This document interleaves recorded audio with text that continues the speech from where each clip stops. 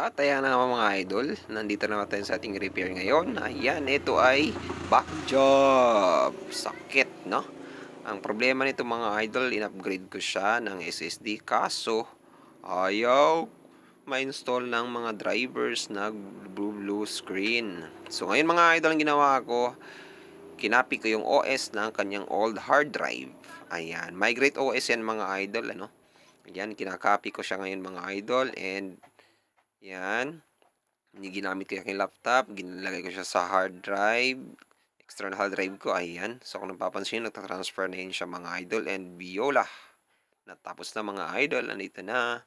Ito na siya mga idol, fresh na yung OS siya mga idol and solved the ating problema mga idol.